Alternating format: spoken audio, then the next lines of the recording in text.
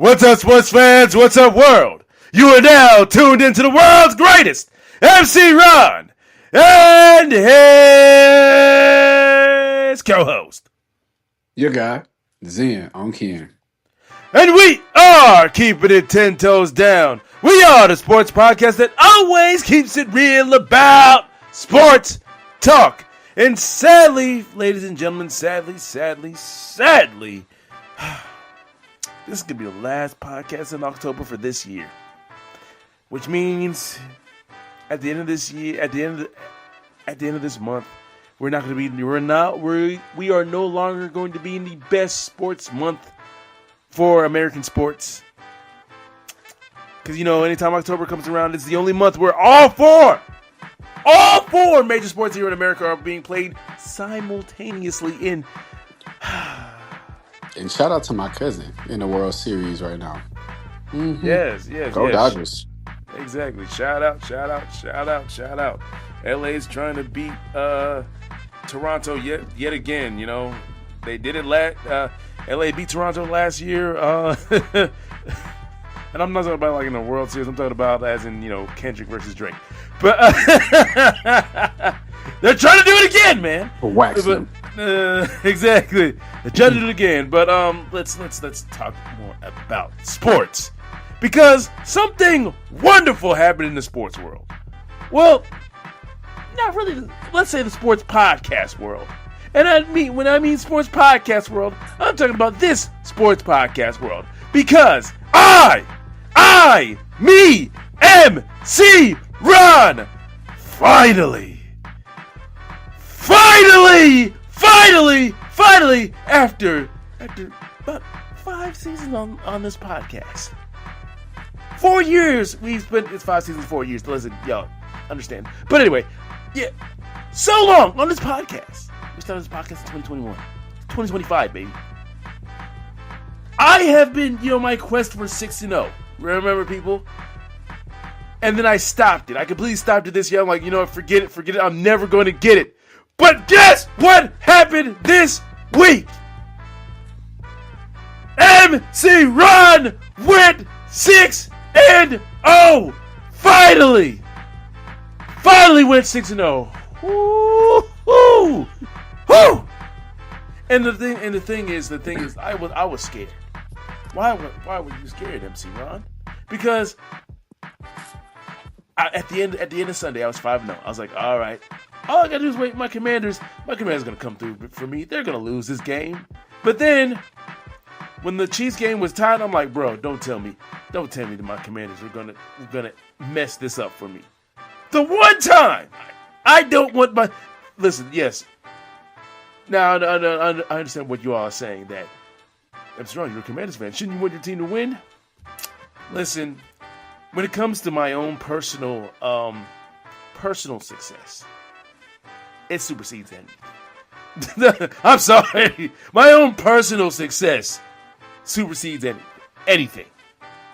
Me winning money supersedes anything. I don't care. Listen. I don't care, because at the end of the day, like if we're putting this like a real life perspective, my Commanders winning is, yes, that's gonna make me happy, but is that really gonna add like monetary, is that gonna add anything like monetary to my actual real life? Like, take out sports, get back to real life. Does that do anything for me? No.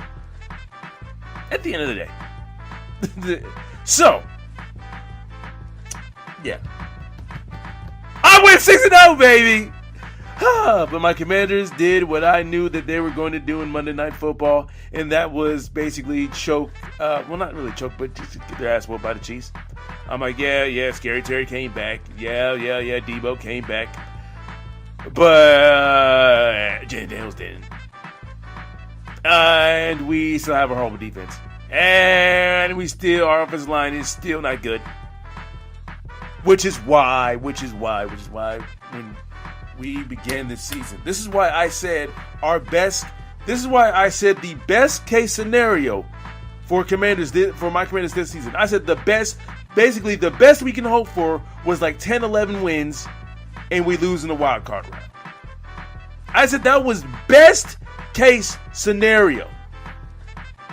But here you have all these Commanders fans saying, oh, we're contenders now. And I'm like, bro, we are not.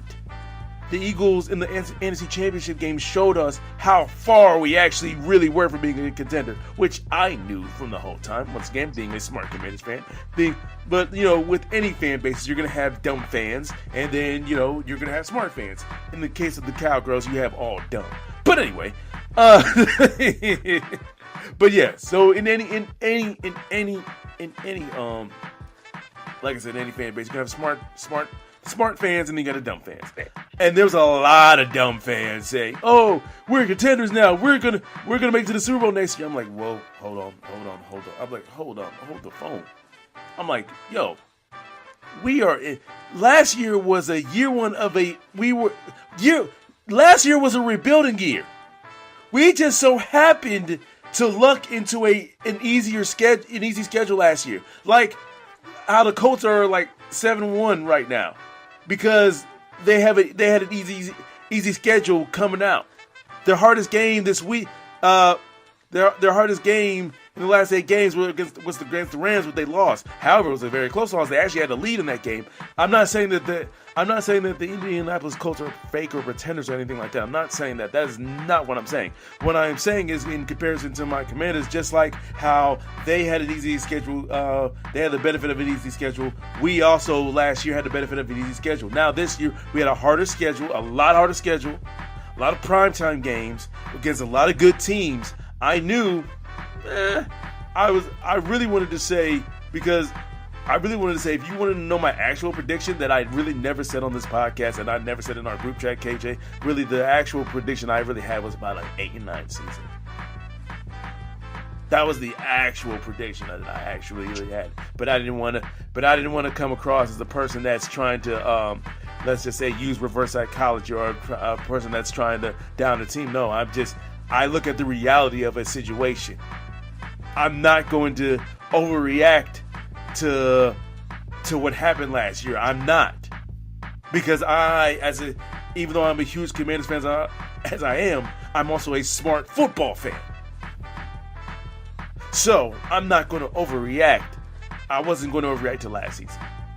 I knew all the questions I had going into this past offseason remained questions at the beginning of the season. And because of that, I'm like, yeah, I felt more confident in us missing the playoffs than us making the playoffs. That's why I said best case scenario is 10-11 win season. That's why I said best case scenario. Once again, 10-11 win season, losing the wild card round. I said that was the best case scenario. But I didn't say that was going to actually happen. I felt more than likely it was going to be 8-9 season, and Jaden Daniels was going to probably struggle under a bad offensive line, but at the same time prove that he's still our franchise quarterback. Which, man. So everything is probably happening as I predicted. But enough about my Commanders, because I've talked way too much about that. I apologize, KJ.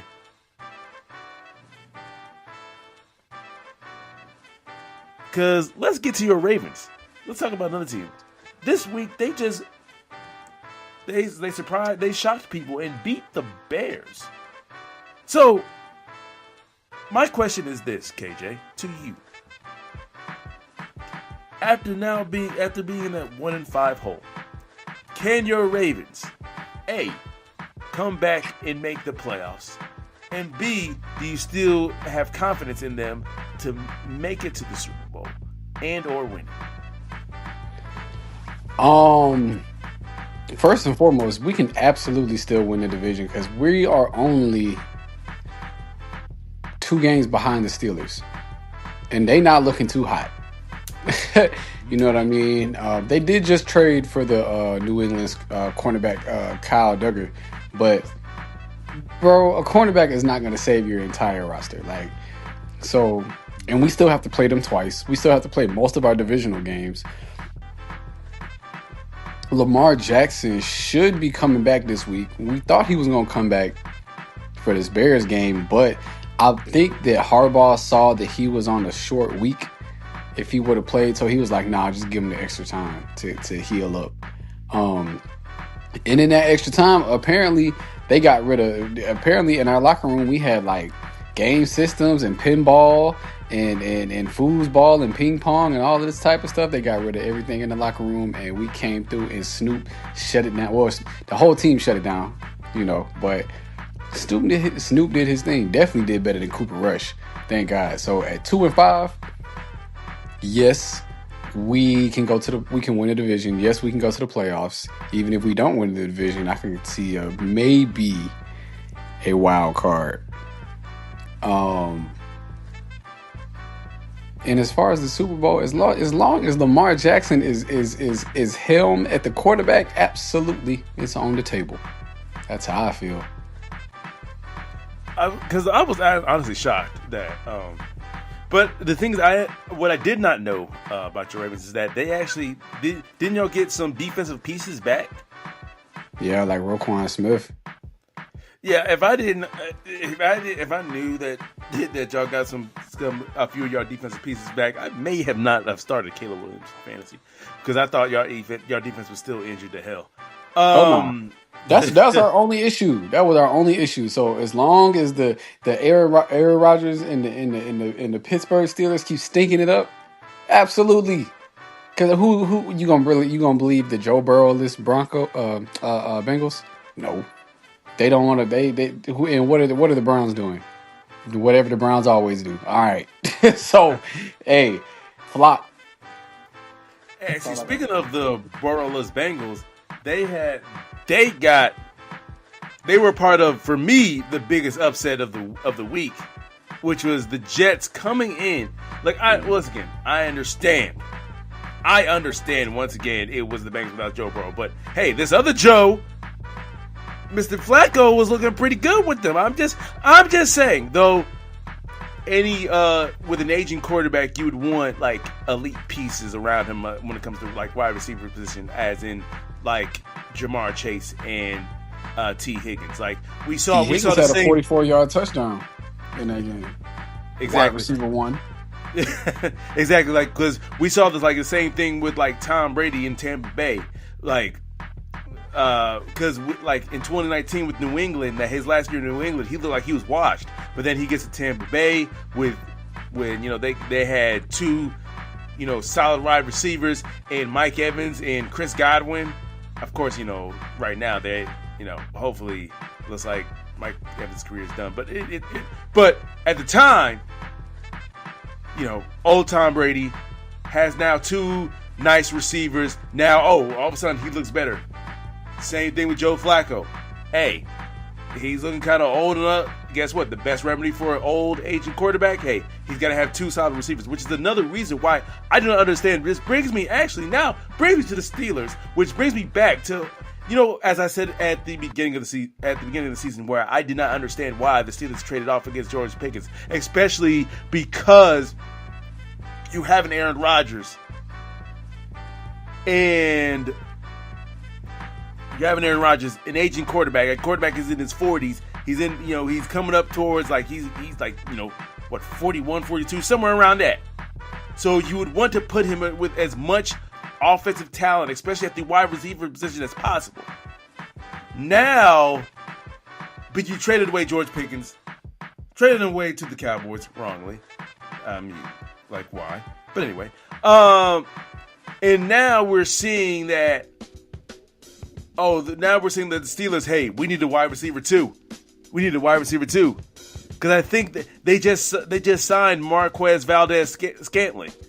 Because outside of DK Metcalf, they didn't really have another really consistent wide receiver. But you had one in George Pickens that you couldn't. Not saying George Pickens was overly consistent when he was the Steelers wide receiver one, though I believe he was miscast as a wide receiver one. I think he's better served as a wide receiver two. However, my thing is, you had George Pickens, Steelers. You had him on your roster with DK Metcalf. And you decided just to get rid of him, and now you're signing another wide receiver off the street because now you needed another guy to step up at the wide receiver position, basically replace the guy that you got rid of.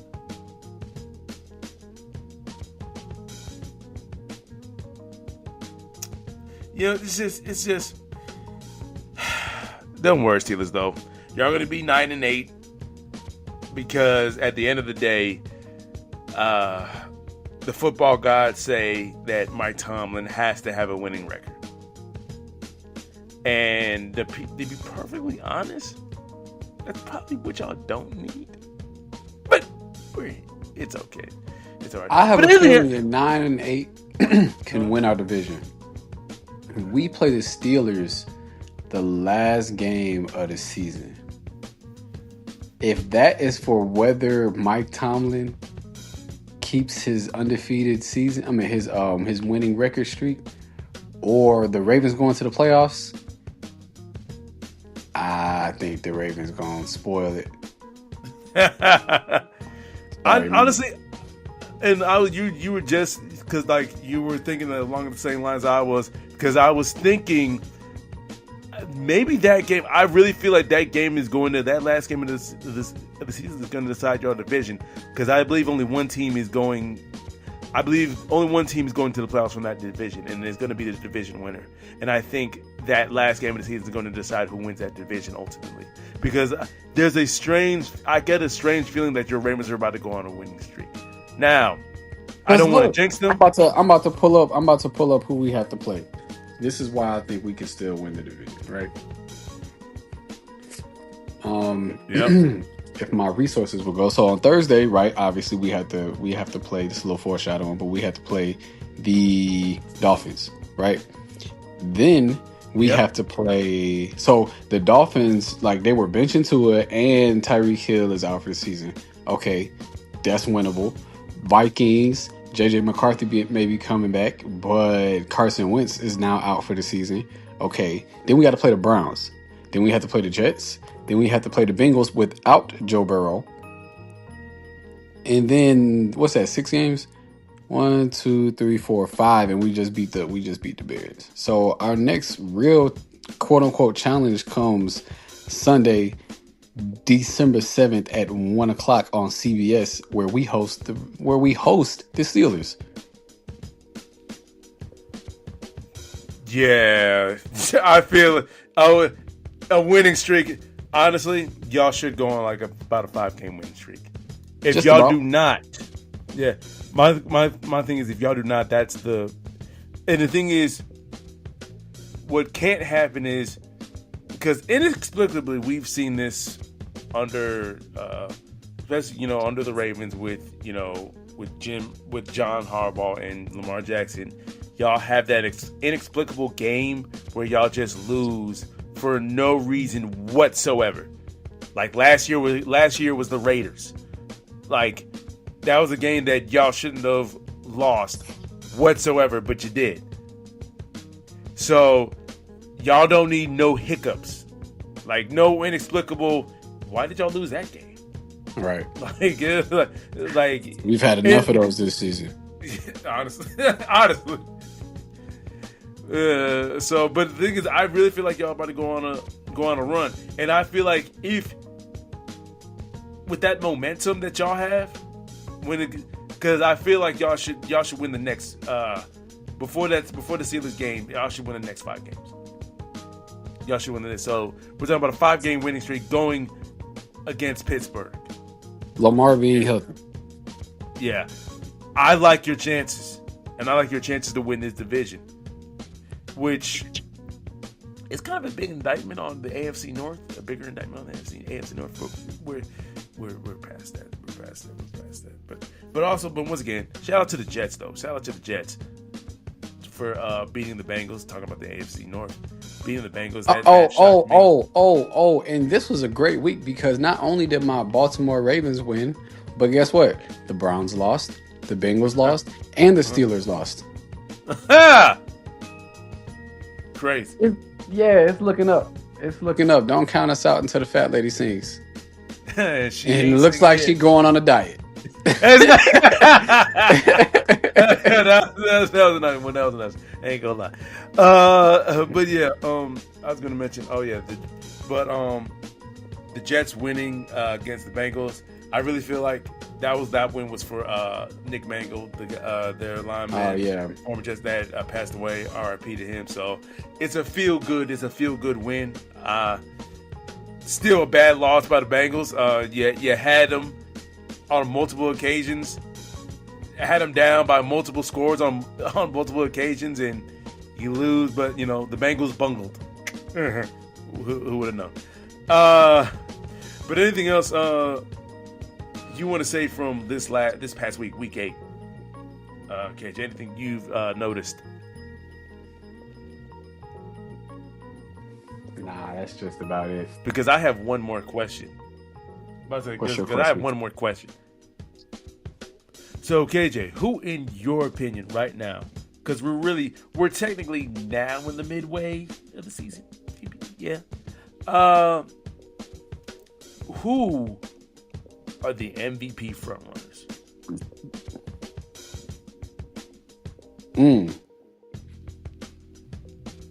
That's a good question.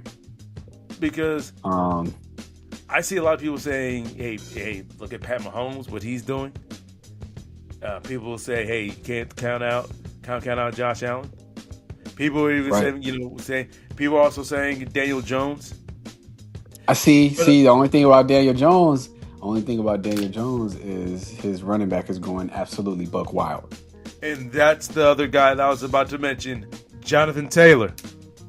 And honestly, I'm sick and tired of the MVP being just a quarterback award. Right. Because if we're really being honest, probably the guy who probably should have won an MVP last year was probably Saquon Barkley. No, it was definitely Saquon Barkley. Yeah, it's probably Saquon Barkley last year, to be perfectly honest. That's probably the guy.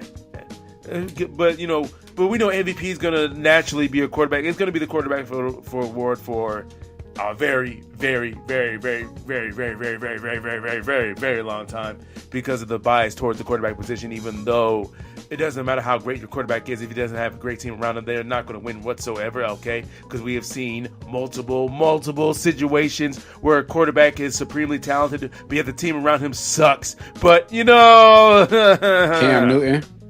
Yeah, but, it is what it is, so... But yeah, who are the MVP front runners though? Like, yeah, I would say all of the people we just named.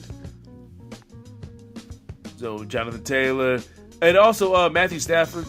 I've heard wait, freeze. All of these people, drop them, because my MVP, Baker Mayfield. That's my MVP. I don't care what nobody else say. The Bucs are 6-2, and that is 3 of them wins solely on Baker Mayfield. So your MVP, Baker Mayfield. No, I definitely can see that because, but the thing is, a lot of people have cooled on him just a little bit, especially after the Saints game. That's okay. He'll be back. Baker is gonna Baker, and then he gonna Baker it up in the playoffs. Like he usually does. Honestly, the real MVP for this whole season, even though he's not going to win it, to this point so far, is Lamar Jackson. Cause man, tell them. Go ahead, talk about it. Go ahead, tell them about it, bro. Look how bad we are without Lamar Jackson. We still have Derrick Henry. We still have Mark Andrews, Lively, Zay Flowers, Bateman, Hopkins, bro. We have weapons, and we're still 2-5. Y'all can have y'all. Josh It just shows Allen, you the actual. but it just shows you how. Hey, that's randomly MVP right there, my guy. But that shows you how valuable actually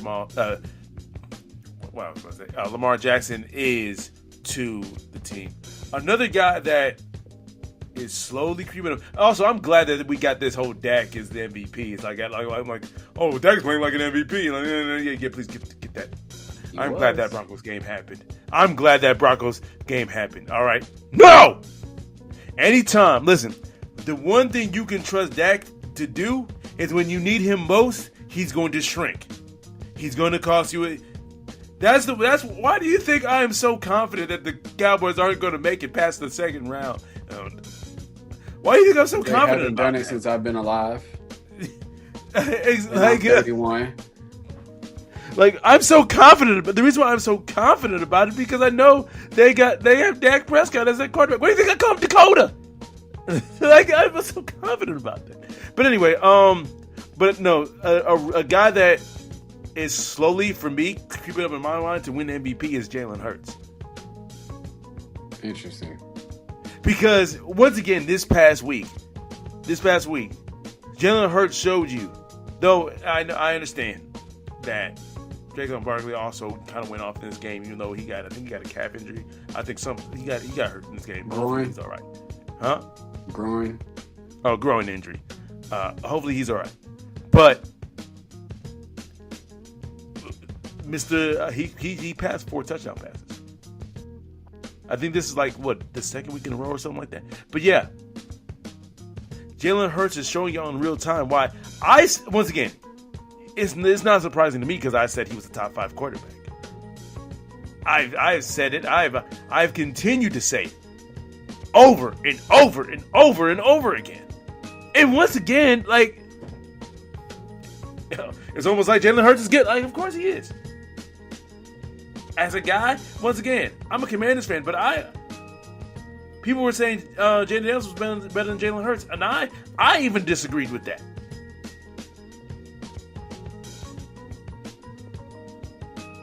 I vehemently disagree with that because I know how good Jalen Hurts is. I have seen it over and over and over again. When the Eagles need him to step up, he always does. When they need him most, he's the opposite of Dak Prescott. All right. But yeah, that he's another guy I see. Is there another non-quarterback, KJ, that you could see possibly winning the MVP? Because other than Jonathan Taylor, Emeka Ibuka. Oh, Jackson Smith and Jigba. Jackson Smith. Yep. Jackson. They might give it. It depends. They might just give that to Sam Darnold. Like, if he keeps on. A receiver winning MVP, that's going to be tough. You said non-quarterback. Though, I believe that, in 2021, I believe that, who was it? I believe Cooper Kupp, when he won that Triple Crown, I believe he deserved to be MVP. But that was a whole nother year. But I forgot who won MVP that year. Was it Aaron Rodgers? I think, that was the year that Aaron Rodgers won his final MVP. But I was really patting the table for Cooper Kupp because I was like, bro, he's having a historically dominant wide receiver, historically dominant season at the wide receiver position, like over 100 plus catches, 1,900 yards, like 15 something touchdowns. But anyway, I digress. I can see Jackson Smith and Jigba if he keeps on like doing this and really like he has to have that sort of Cooper Kupp type season, like how Cooper Kupp had in 2021. He needs to have that. But even though, like I said, but that's only for him to be considered. Because even though Cooper Kupp had that season, and I feel like he was rightfully the MVP, they can still give it to Aaron Rodgers because he's a quarterback. Not saying that Aaron Rodgers didn't deserve it, but we know that there's an already inherent bias towards the MVP award, towards the quarterback position, because people are saying, it's the most important position in the league, which is that is true. However, we have also seen quarterbacks who aren't that good, who've won championships, i.e. like a Trent Dilfer. So how important is it really? It's like I've always said, like all you need is a competent quarterback to win a championship. You don't need like this. But anyway, I'm getting completely off subject here. Mm-hmm. But I do see your point, KJ, with Jackson Smith and Jigba winning. Because he can. He definitely can. He definitely can. I just don't think he will. He won't. Like, once again, he would have to have 100+ catches. Like, he would have to have over 2,000 yards receiving with like. Well, because we already said, you already asked me, and we already said, what's his name, Jonathan Taylor. So thinking about somebody who we did say, I guess I would just have to throw that name out there. But my original pick is Jonathan Taylor. Honestly, I hope he wins. I hope Jonathan Taylor wins MVPs because I'm sick and tired of this being this quarterback award. But that's it for the week 8 talk in the NFL. And into week 9 we go in the NFL, and you know what, you love it. We begin with our weekly pick 6. Once again, MC Ron went 6-0. Oh, that 6-0 feeling! It feels so good to be 6-0. I like. So this is how you felt, KJ. Like, but anyway. I mean, I also went 6-0 this week. So I said I also went 6-0 this week. So yeah, this is like my 6th one, 7th one. So this is how it feels. Congratulations. It feels good. It feels good. You know what? Need another one. All right. So, but who knows? I might be like your Ravens and go on a 6-0 winning streak. Who knows? But anyway, weekly pick 6, week 9. We're starting out with the Thursday night game. We got you foreshadowed it, KJ. The Ravens at the Dolphins. Who you got? Oh, what happened? What happened the last time the Ravens played the Dolphins? Did Lamar go for a Jackson 5 and saute up some Dolphin? I think we did. We're going to do it again. And honestly, I'm being real. He might come back and do a Jackson 5. I'm just saying. He's a dancing machine, man.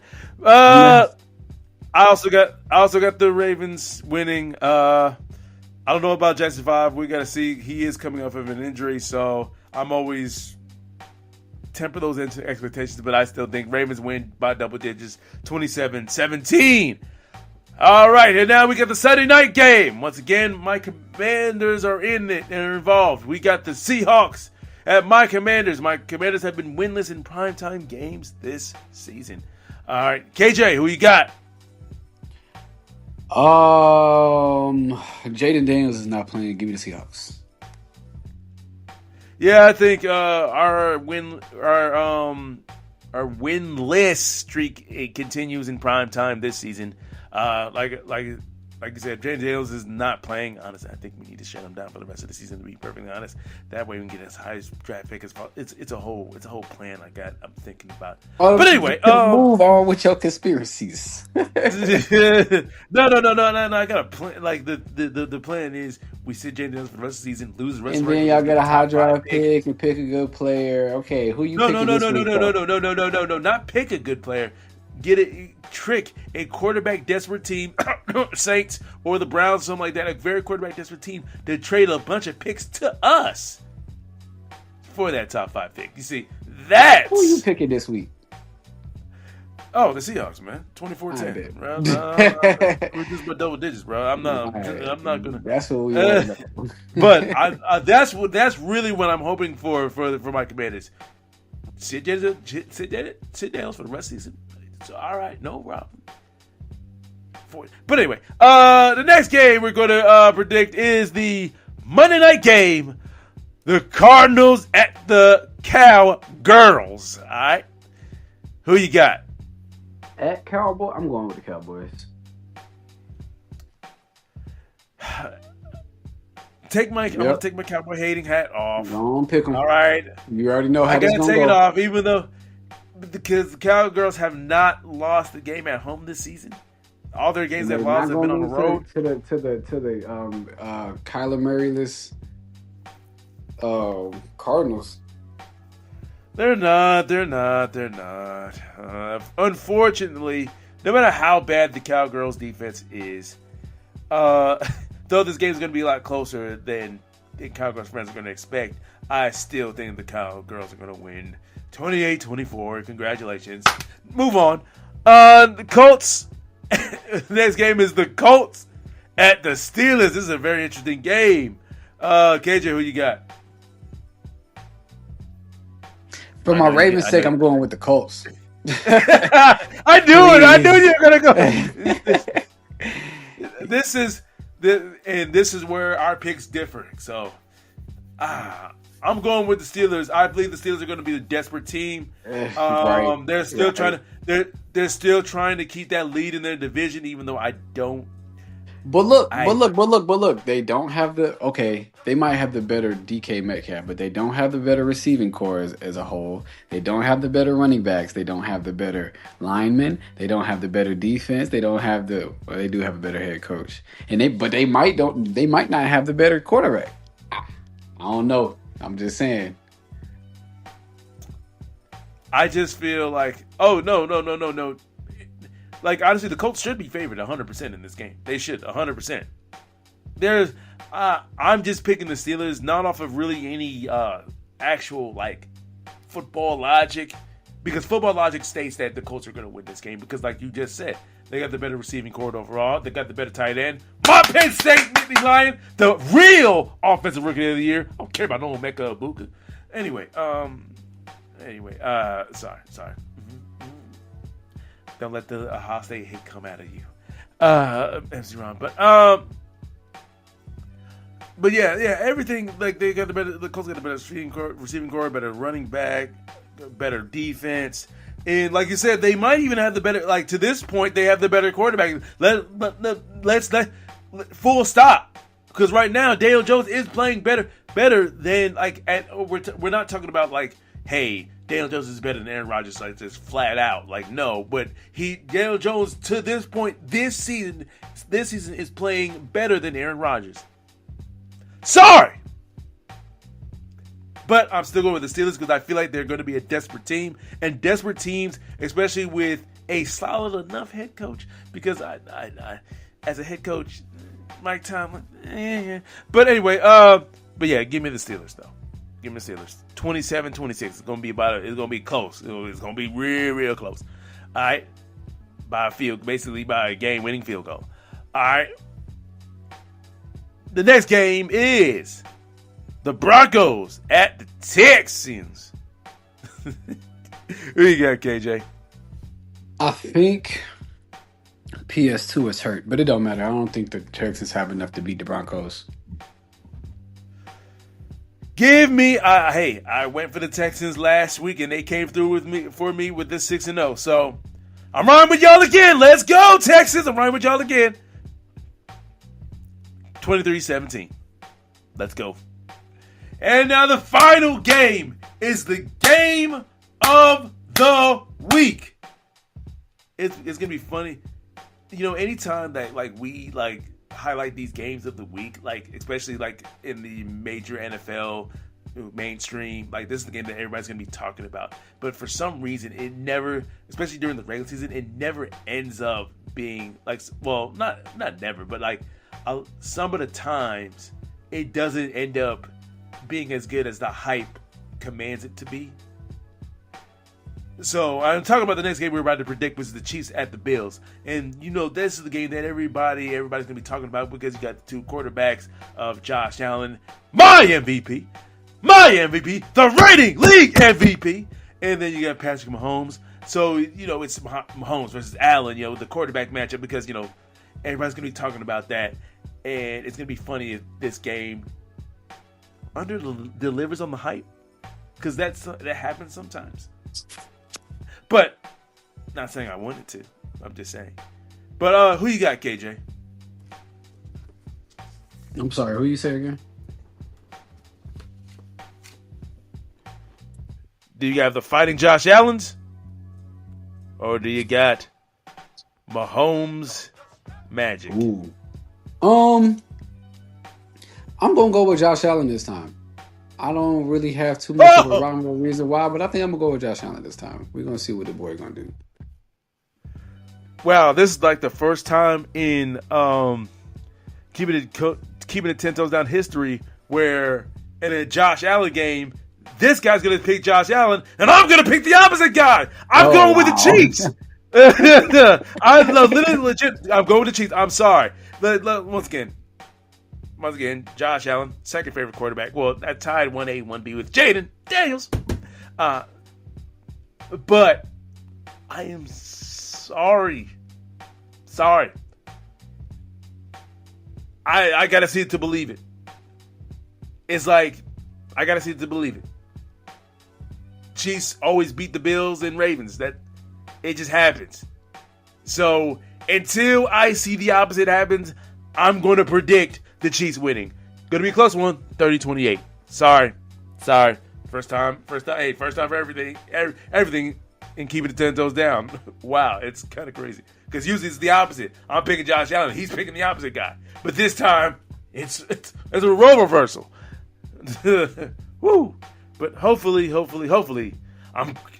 my quest for a second 6-0. I'm going for it. Gotta go for it. But that's all for the picks. Once again, I'm hoping for another 6-0. Now, I mentioned about my Ohio State hate because this week in college football, coming up, it's not a big game anymore because, you know, what has happened to my Penn State Lions over these past 5 weeks. We were vastly overrated, baby. Vastly overrated. I had to say it a fourth time. But we're going to be against Ohio State. I have one question to you, Fox Big Noon Sunday. Why didn't y'all just flex this game out? Because you know Ohio State is about to murder us by 40. 40 plus! They're about to treat us like we are a Division II school. Not even FCS. They're about to treat us like we're a Division II. Hell, Division III. Hell, a community college. What happens? What do you think happens when Zeno Ken relegates you? Yes, that's what you become. Kiss my ass. But anyway, no. But that's what's going to happen. I'm not going to watch that game. I'm not about to watch a murder happen on live television. I'm not. Anyways, I've been like I said, I've been over the Penn State season. The moment we got rid of James Franklin, once again, our interim coach, forgot his name. The reason why I forgot his name because I know he's not going to be there next. He's not going to be there next season. He's not. All right.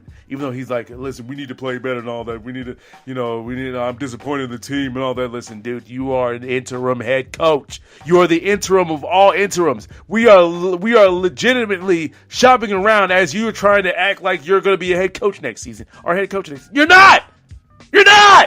I'm sorry. I'm sorry. Dude, you're the most interim head coach I've ever seen in my life. You're just there to ride out the season.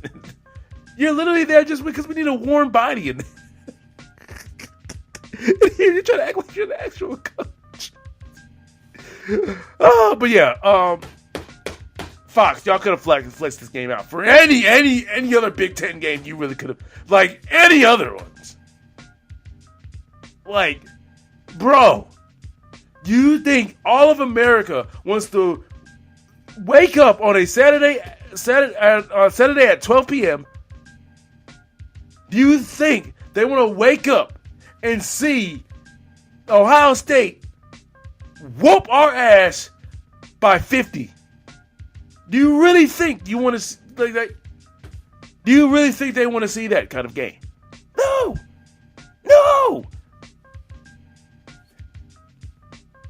Like, and before any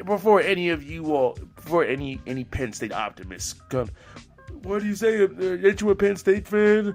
Like, you got to believe. I don't know what kind. If you, I'm talking to Penn State fans, my fellow Penn State fans. If you really think this Saturday that we have a chance of beating Ohio State in Columbus, by the way, this isn't at home. We're not at home. We're not in Happy Valley. No, we're in Columbus. If you think that with our backup quarterback, number 17. Oh my God, I forgot his name. Schwarzenegger or something like that.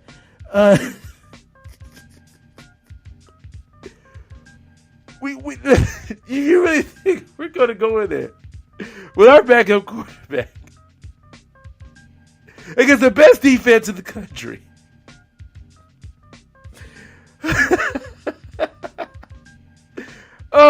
If you really think that, I need whatever drugs you're taking, inject those into my veins too, because I need to feel what you're feeling, because ain't no way in Trump hell that I'm sorry. I had to use that joke, but anyway.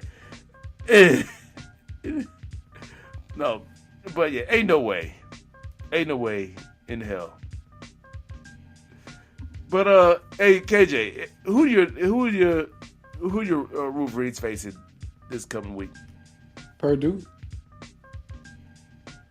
Oh, that's a win. That's a W. Didn't y'all beat Easy Little though. Brother? Sure did. What was the score? I don't know, but we whooped them. I think it was like 31-20. Once again, Little Brother being Little Brother. Yep. What other games are interesting?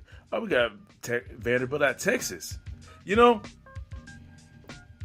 Vanderbilt getting to the SEC championship game is actually now a real thing. It's a real possibility. 100% real possibility, which is crazy to think about at the beginning of the season. Vanderbilt.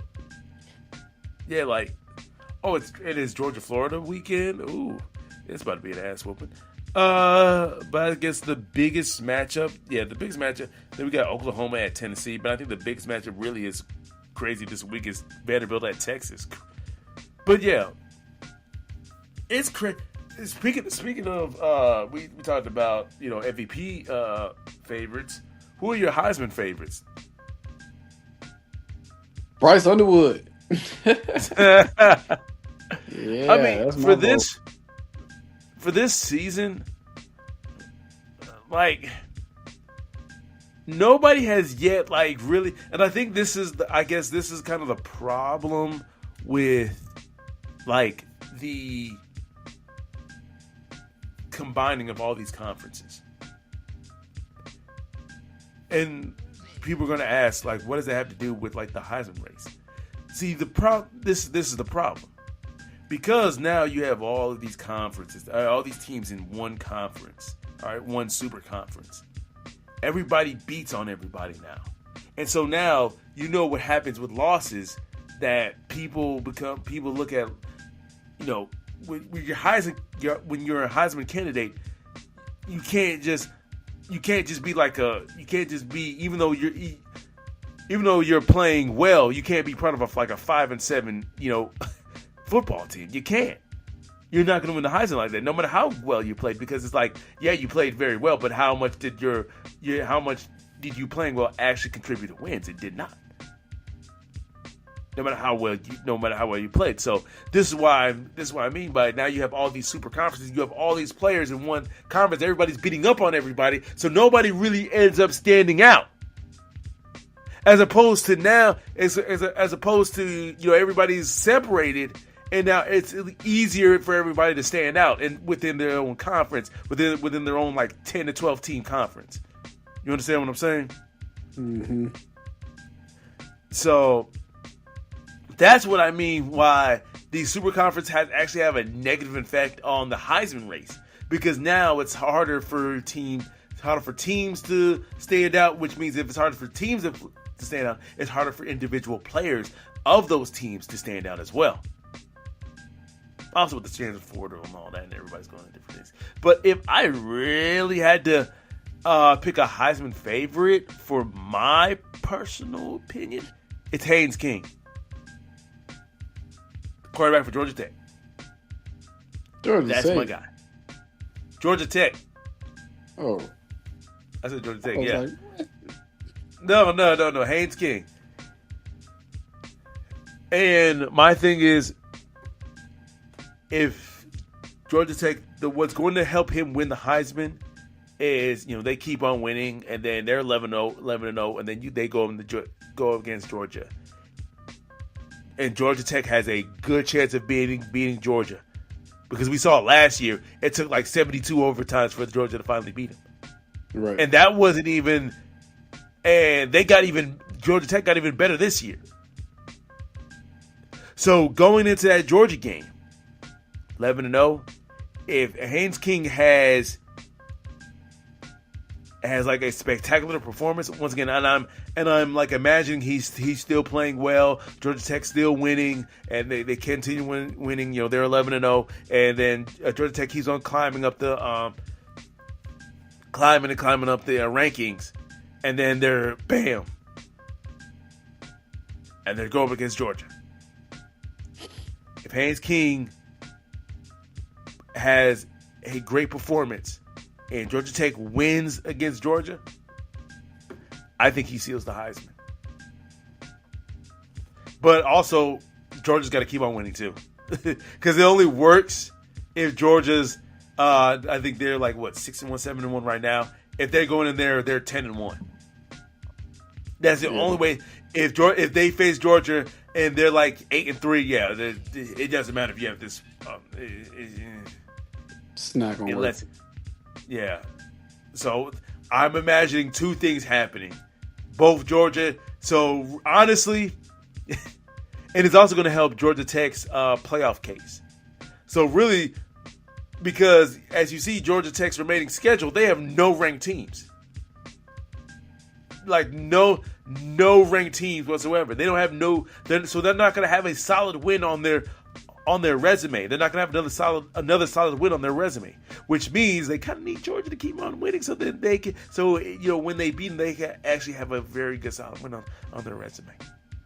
But I completely digress. But anything else you want to mention from the college football world? At this point, I'm just waiting for. I'm waiting for the game.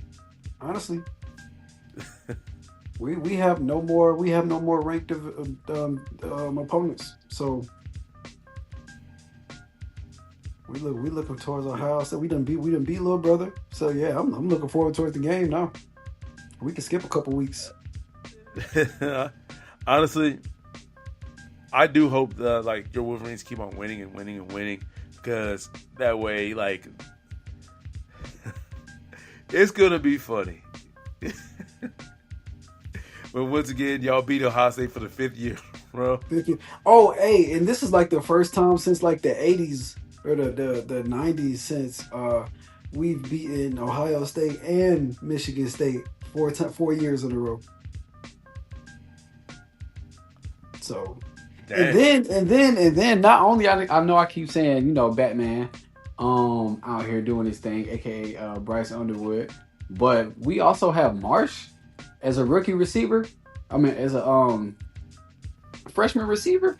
I don't know if y'all know anything about the way that the University of Michigan does football, but one of our mottos is those who stay shall win, shall be champions. Those who stay shall be champions. So a quarterback and the number one receiver for the next couple of years sounds amazing to me. I don't know about y'all. Definitely.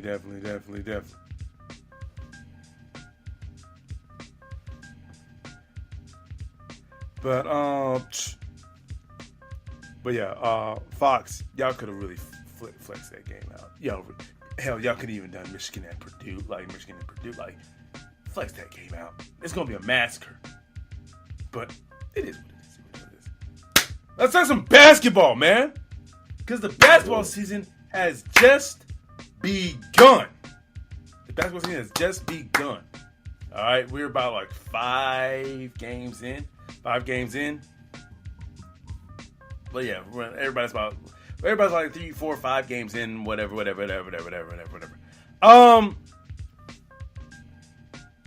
Teams that have started out fast so far are the 76ers, the Spurs, the Warriors. Those are teams that I believe that still have not had a loss yet. Well, I think there are some other teams that have not had a loss yet. I'm trying to think. Those are just the first 3 that just came into my head. Chicago hasn't lost. Oklahoma City hasn't lost. One thing I'm interested. The one thing I'm very interested in. Well, not really interested. One guy that has really been showing that he's ready to wreck the league, and we're all in trouble. Is Wemby. Bro, like, I saw the first game of the season, bro. This man, Wemby, I was like, bro, we're in freaking trouble, bro. Like, this man literally went on a training arc this past offseason. Yeah, he did. And this man came back. I'm like, bro, this man went through an anime training arc. He came back. Oh, my God. Better. Like, I saw the first game. The first game, I saw him dunk. Well, I don't know who he dunked on. Probably the whole team, but he scored on Gafford. He scored on AD. He had a fadeaway falling, and one dunk shot or whatever the freak over Anthony Davis. Like, the Mavericks are supposed to have one of the best front courts in the league, one of the tallest defensive front courts in the league, and he just wrecked through all of them. Like, he's playing whatever position he plays, but it's like he's playing wide receiver too. Because I saw him go take it from the top of the key, go low post, dish it back out to the top. The dude throws it way away from Wemby. He catches it, and you can see how, like, his wingspan on the TV, how big it is. He catches it, flicks it to his other hand, and then dunks it. I'm like, what? So you're scoring on all of the Dallas Mavericks. You have handles. I saw you do 2 between the legs, behind the back, one-legged 3, bro. What are we doing, bro? And then against, I think, the Nets, he blocked the shot. the Nets player, another Nets player, got the rebound. He blocked that shot under the rim, and then they got the rebound, gave it to Wemby, bro. Wemby takes it up court. Bro, there's a logo 3. A logo 3. Bro, I'm telling you. You're 7'5" with a handle. Bro, I'm telling you, this man,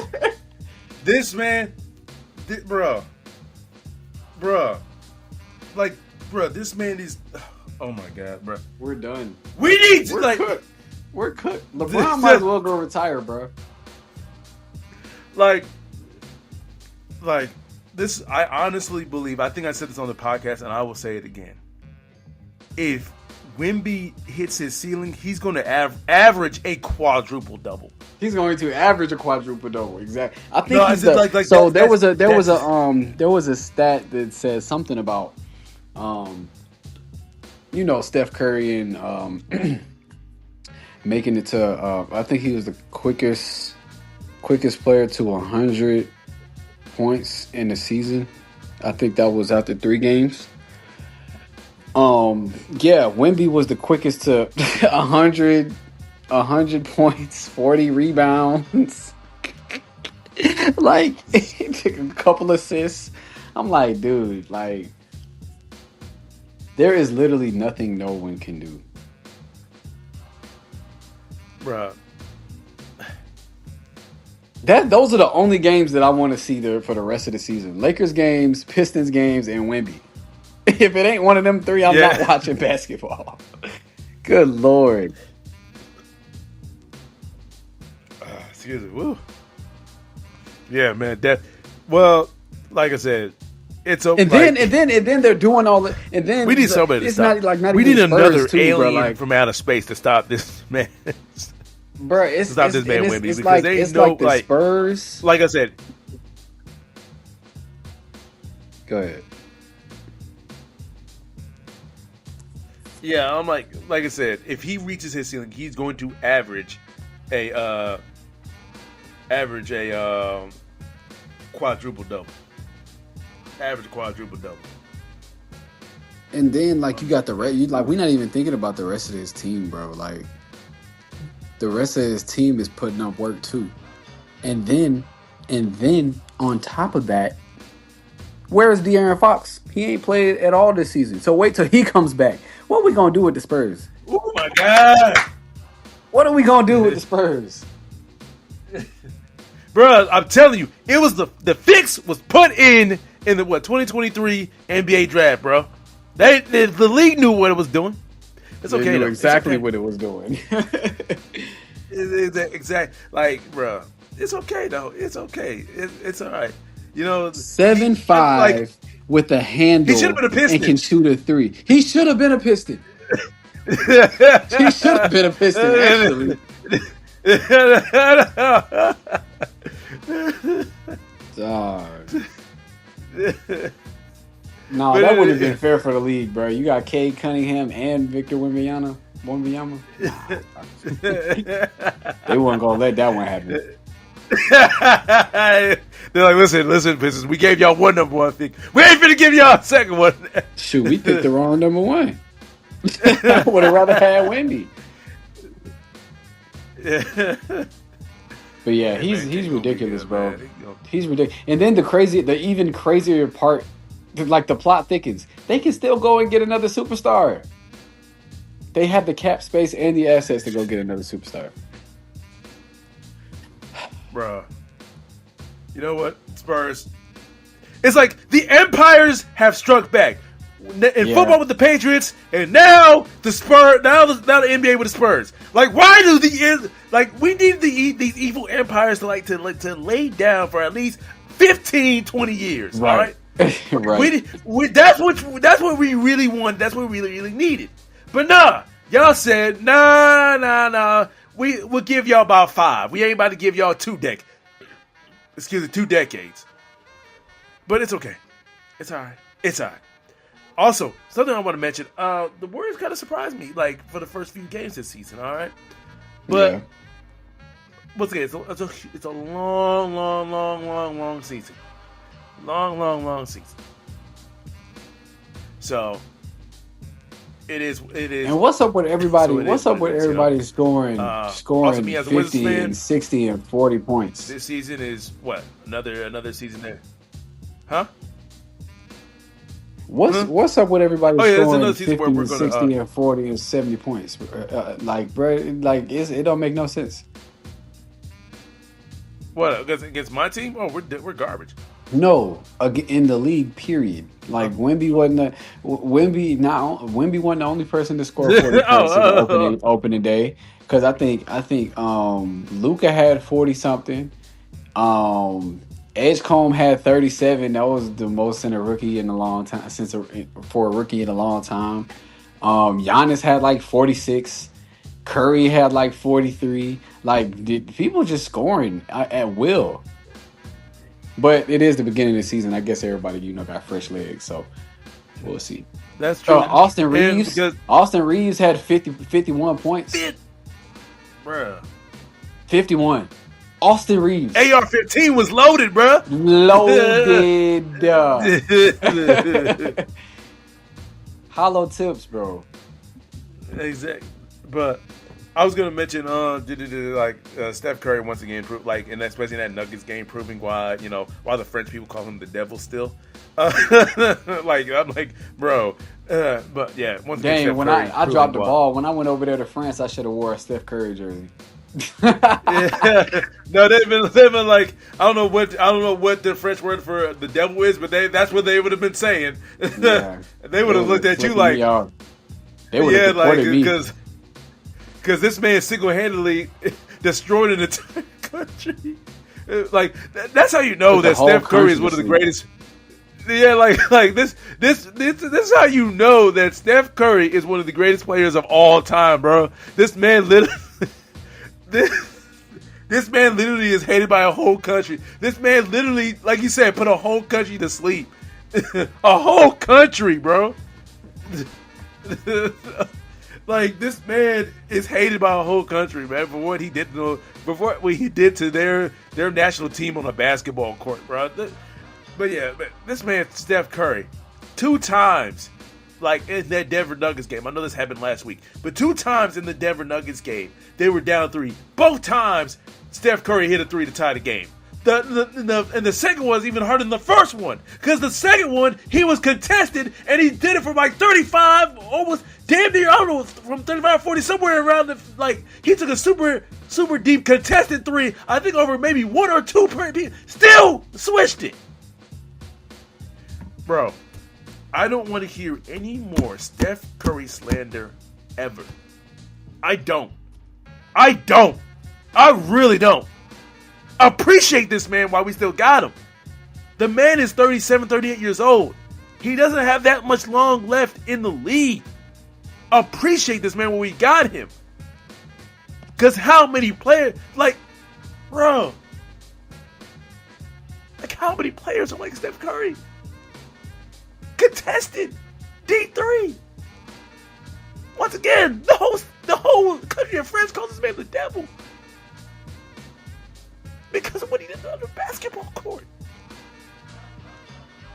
Honestly, I want to say this, but I feel like I'm going to get a lot of hate from a lot of Magic Johnson fans. Like, how are you going to say that? But I'm sorry, in my opinion, the greatest point guard I have ever seen, the greatest point guard of all time is Steph Curry. I'm sorry. I was not around when Magic Johnson was playing. I'm sorry. I was not. Yes, you can go back and watch the old games, but it's not the same. I don't know if I've said this on the podcast, but I'm going to say it right here, right now, that there's a difference between actually watching the game live as it's happening, and then going back and watching the game. There's a difference to it. Because going back and watching the game, you already know the outcome, you already know how it is. So what the people are doing on the court isn't as impressive, I would say. Or maybe more, either way. But because one thing that you can't like recreate, watching the reruns of games is like the weight of the moment. You can't really feel it. Like when you're watching live, you feel the weight of the moment. That's something you can't recreate. And this is why when I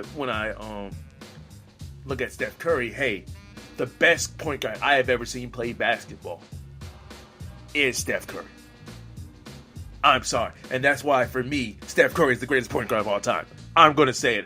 I've been afraid to say it, but I'm like, listen, I wasn't alive for Magic Johnson. I wasn't alive for a lot of the point guards that y'all are going to bring up. I wasn't alive for that. I wasn't. I'm sorry. I was not. I wasn't alive for the Magic Johnsons, the Isaiah Thomases, the Bob Cousy's, the Oscar Robinsons. I wasn't alive for any of those guys. I think Jerry West was a point guard too. But I wasn't alive for him either. The best point guard I have ever seen play basketball is Steph Curry. The greatest point guard I've seen play basketball is Steph Curry. Full stop. Greatest point guard ever. Sorry, I had to give Steph Curry his flowers, man. But anything else you want to I understand. No, I don't have anything else to add. I have one more thing.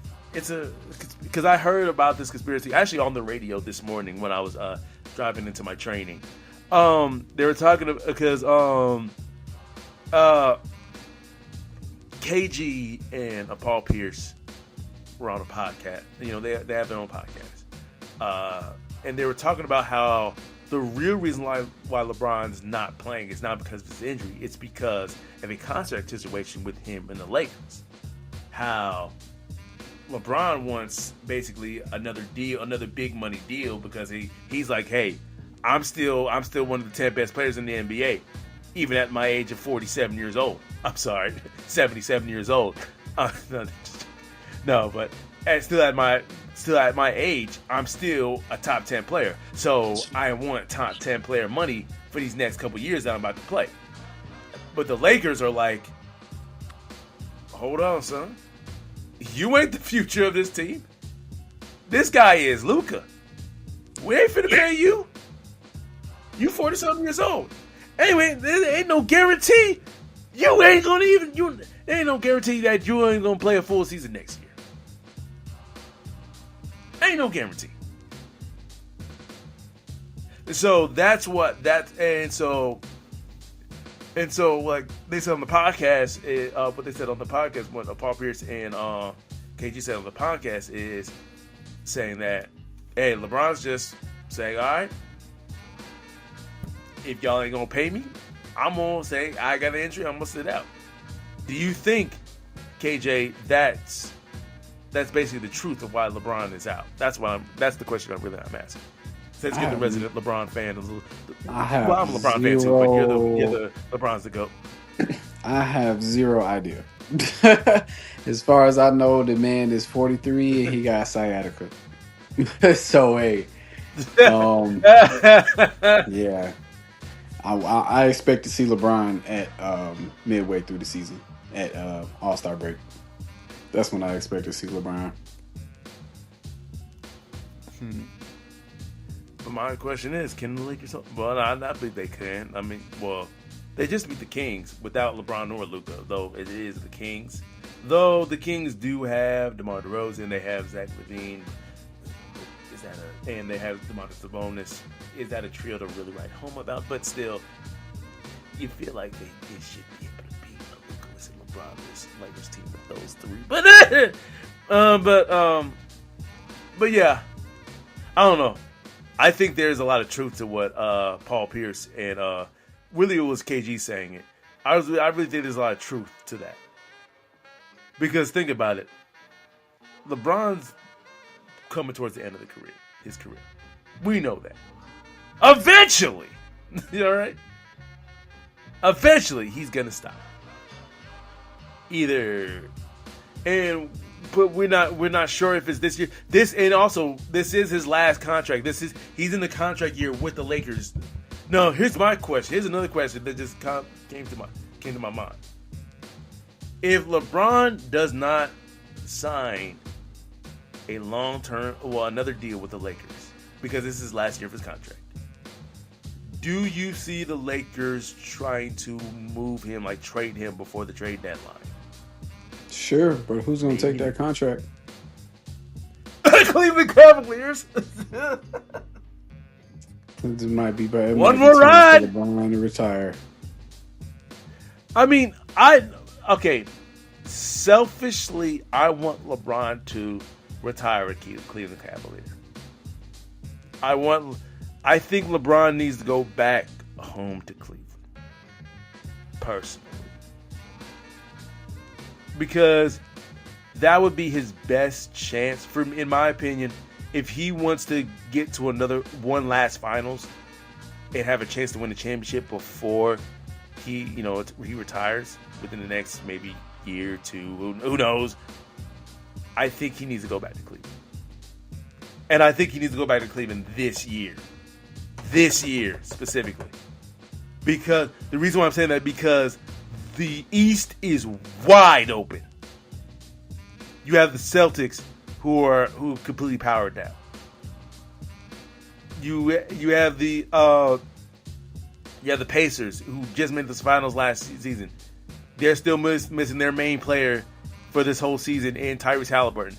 Even though I think Benedict Mathurin is going to show this season, I still feel like he's going to show this season why I call him like a mini Dwayne Wade. When I watch him, that's what I see.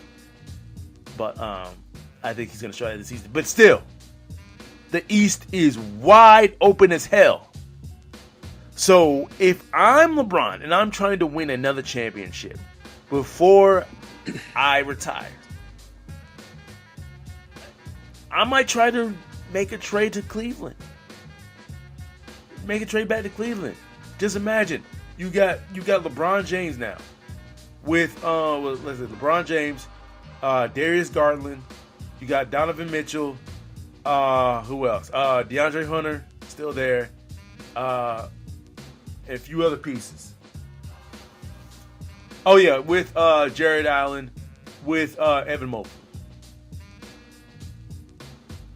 Now, for them to get LeBron, for Cleveland Cavaliers to trade LeBron, they may have to trade one of those pieces. They may have to trade. I think the Lakers to one. They're probably going to either trade for either Evan Mobley, which is probably going to be like a combination of like Jared Allen, probably DeAndre Hunter, and probably like a pick or two. But are the Cavaliers going to be willing to trade that much up for LeBron James? You're probably going to have a year. Oh, well, this year and probably next year with. So, last basketball question, KJ, because I don't mean to drag this whole long. But Cleveland Cavaliers to trading for LeBron, who would you give up? Nobody. LeBron too old to be traded. No. It's not gonna work. It sound good, but he too old. You're gonna trade for him, and then you're gonna come play a little bit, and you're not gonna get the games that you expect to get out of him. The amount of games that you're expecting. You're not getting old Cleveland Cavaliers LeBron. I'm not giving up none of my 7-foot players for him or Donovan Mitchell. No. I'm saying you're not. No. You're not giving up Donovan Mitchell. I think what's going to happen if you're going to. I think for the Cleveland Cavaliers to get LeBron like in a trade like this season, it's going to be probably Darius Garland, and Jared Allen, plus probably a second round pick. Maybe a first round pick. Nah, I ain't getting a first round pick.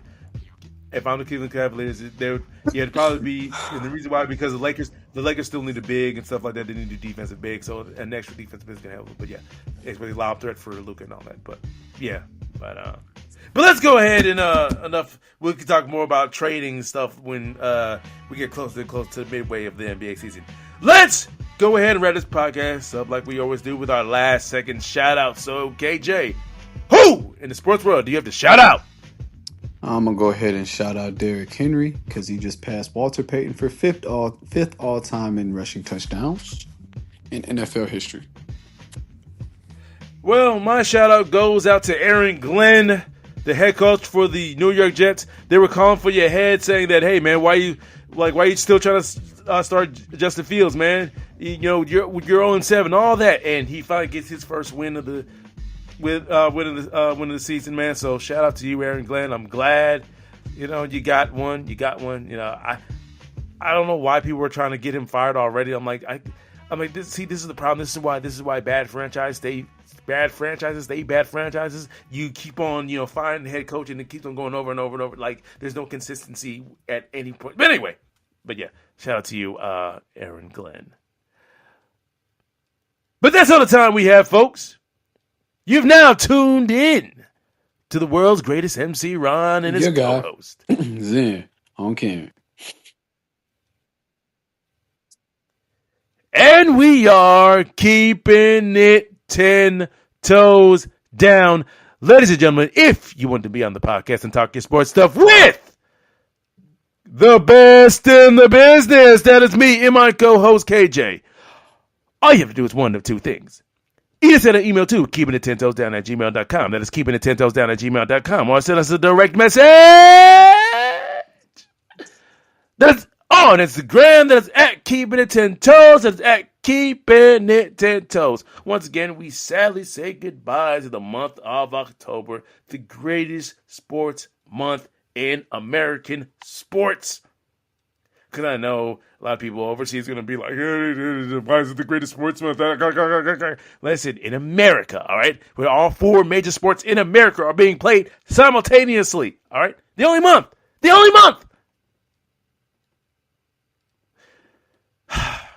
But goodbye, October. Hello, November, which means some Thanksgiving football. I can't wait for that. But you all have a great day, a great night, and enjoy week 9 of the NFL and college football and the NBA season. Peace out. The sun is under my feet and I come in peace to compete. I don't run if you athlete. My statistics go up in weeks and I go visit the nearest creek and I get busy. Yo, mini MC, really ballistic. Anybody can see any assistance. Everybody to see some persistence. Recognize I be really too vicious. The permanent beast and the demolition. Breaking up the street. Better partition. Better dot your T. Hannibal mention. How all you see. Putting my dick in the rap industry. Everybody bitching. Getting mad at me. Recognize Kendrick in a battery. And I'm charged up in a catastrophe. It's charged up in audacity. Y'all fucks never gonna have